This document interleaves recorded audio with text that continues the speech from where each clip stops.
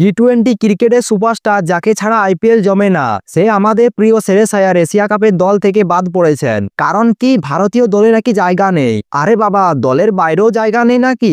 বিষয়টা অনেকটা এমন, ধরুন আপনি অফিসের সেরা কর্মচারী, বছরের পর বছর আপনি সবচেয়ে বেশি কাজ করেন, সবচেয়ে বেশি প্রজেক্ট সফল করেন, আর যখন প্রমোশনের সময় আসে তখন বস এসে বলে, দেখো তোমার পারফরমেন্স নিয়ে কোনো সমস্যা নেই, কিন্তু আমার অফিসে তোমার মতো ট্যালেন্টেড লোকের জন্য জায়গা নেই। তখন আপনার কি মনে হবে? রাগ হবে নাকি মনে হবে আচ্ছা আমি কি অন্য গ্যালাক্সি থেকে এসেছি? শ্রেয়স আইয়ারের ক্ষেত্রে ঠিক এটাই ঘটেছে। তার বাবা সন্তোষ আইয়ার রীতিমতো অবাক। তিনি বলেছেন, আমি সত্যি জানি না ভারতের টি-20 দলে ঢুকতে ওকে আর কি করতে হবে। সম্ভবত ওকে ক্রিকেট ছেড়ে ভোজপুরি সিনেমায় নাচতে হবে, যাতে নির্বাচকদের মনে হয়, বাহ এই ছেলেটা তো নতুন কিছু করছে, একে দলে নাও। তার বাবা আরো বলেছেন, আইপিএলে বছরের পর বছর এত ভালো খেলেছেন, দিল্লি, কলকাতা, পাঞ্জাব তিনটি দলকে ফাইনালে তুলেছেন, তাও আবার অধিনায়ক হিসেবে। কল্পনা করু শ্রেয়স আইয়ার যদি কোনো দলে না খেলতো, তাহলে নির্বাচকরা বলতো, আরে এই ছেলেটা তো কোনো দলেই খেলে না, এর জন্য একটা আলাদা স্পেশাল দল বানানো উচিত, একে তো এশিয়া কাপে পাঠানো উচিত।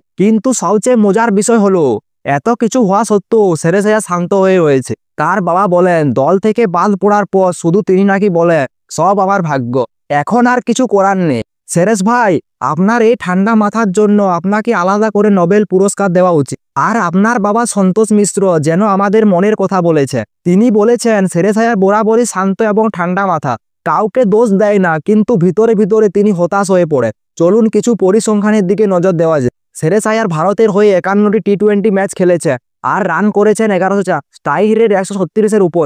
শেষ ম্যাচ খেলেছে 2023 সালের ডিসেম্বরে অস্ট্রেলিয়ার বিরুদ্ধে। তাহলে প্রশ্ন হলো, আর কত রান করলে নির্বাচকদের মন ভরবে? হয়তো শ্রেয়স আইয়ারকে রানের পাহাড়ের উপর দাঁড়িয়ে বলতে হবে, এই যে দেখুন আমি রানের পাহাড় বানিয়েছি, এবার কি দলে নেওয়ার জন্য পর্যাপ্ত জায়গা আছে? শেষমেশ আমরা একটা জিনিস শিখি, ভারতীয় দলে জায়গা পেতে হলে পারফরমেন্স ভালো হলে হবে না, আপনার ভাগ্যের লিফটে চড়তে হবে, অলৌকিক উপায়ে নির্বাচকদের মন জয় করতে হবে। ভিডিওটি ভালো লাগলে ভিডিওটি লাইক দিয়ে চ্যানেলটি সাবস্ক্রাইব করে দিন। দেখা হচ্ছে পরের ভিডিওতে। জয় হিন্দ।